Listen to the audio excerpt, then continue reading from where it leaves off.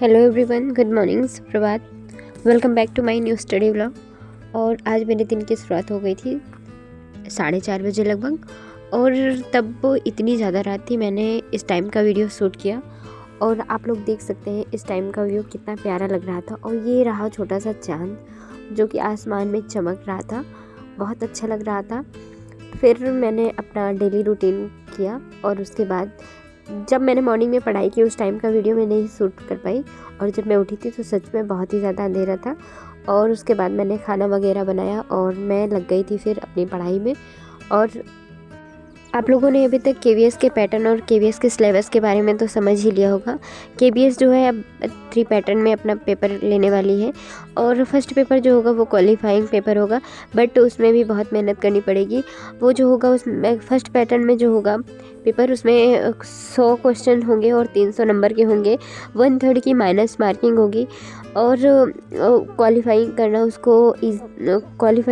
उसको मस्ट होगा, क्योंकि अगर उसको क्वालिफाई नहीं कर पाते हम लोग तो फिर अदर जो नेक्स्ट पेपर होगा उसको हम नहीं दे पाएंगे। तो अभी हमारा फर्स्ट एकदम मेन फोकस जो होगा वो फर्स्ट पेपर को क्वालिफाई करने के लिए होगा। सेकंड पेपर में क्या है, कैसा है, इस चीज़ की हम लोग टेंशन छोड़ के फर्स्ट पेपर को क्वालिफाई करने में अपने आप को जी जान से लगा देते हैं। और सेकंड पेपर जो होगा वो 60 नंबर का ऑब्जेक्टिव आएगा और 40 मार्क्स का जो होगा वो रिटन एग्ज़ाम होगा, कह सकते हैं। डिस्क्राइब करके उसको राइट करना होगा। और जैसे कि हिमालय पर्वत के बारे में पूछा है तो उसको हिमालय पर्वत क्या है, कैसे है और कितनी उसकी लेंथ है, हाइट है, हर चीज़ को डिस्क्राइब करके लिखना होगा। तो इस तरह से उसका पैटर्न होगा। और थर्ड और लास्ट जो होगा वो इंटरव्यू होगा। और मेरिट हमारी जो बननी होगी वो सेकंड पेपर और थर्ड यानी कि इंटरव्यू और सेकंड पेपर को मिला के हमारी मेरिट बनेगी।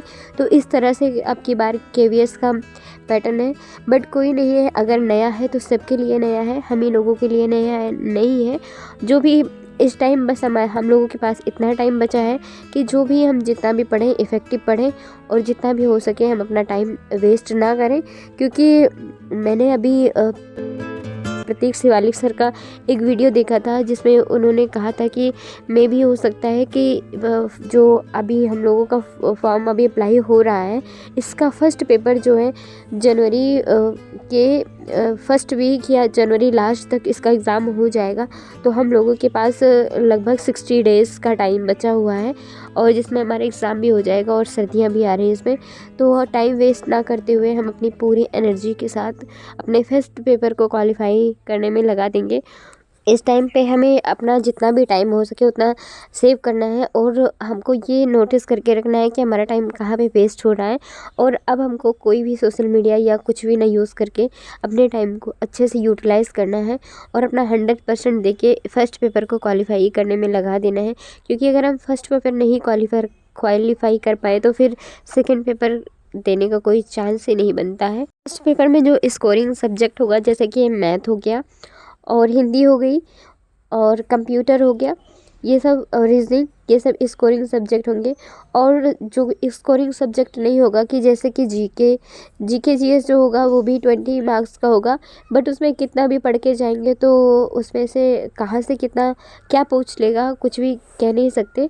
तो ज़्यादा फोकस जो करना है जो स्कोरिंग सब्जेक्ट है, हिंदी वगैरह, जैसे हम लोगों की हिंदी वैसे भी अच्छी है तो हिंदी वगैरह पे पकड़ मजबूत करनी है। और उसके बाद मैथ को भी अच्छे से प्रिपेयर करना है, क्योंकि बहुत हार्ड मैथ नहीं पूछी जाती, इसमें बेसिक लेवल की ही मैथ पूछी जाती है। तो अगर हम अच्छे से पढ़ाई करेंगे और पूरा फुल कंसंट्रेशन के साथ तो ये पेपर हमारा आसानी से निकल जाएगा। और फिर हम अगले पेपर की यानी कि मेंस की तैयारी करेंगे। अभी हमारा पहला फोकस केवीएस के फर्स्ट यानी कि क्वालिफाइंग पेपर पे होगा।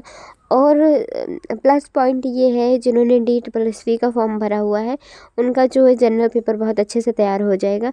थोड़ा सा और आपको एफर्ट डालना पड़ेगा और अपनी स्पीड बनानी पड़ेगी, क्योंकि इसमें टाइम अच्छा खासा मिल जाएगा। और ये जो एग्ज़ाम होने वाला है वो ऑफलाइन होगा और केवीएस DSSV का जो पेपर होता है वो ऑनलाइन मोड में होता है। तो थोड़ा सा यही डिफरेंस रहेगा, बाकी सारी चीज़ें लगभग सेम ही रहेगी।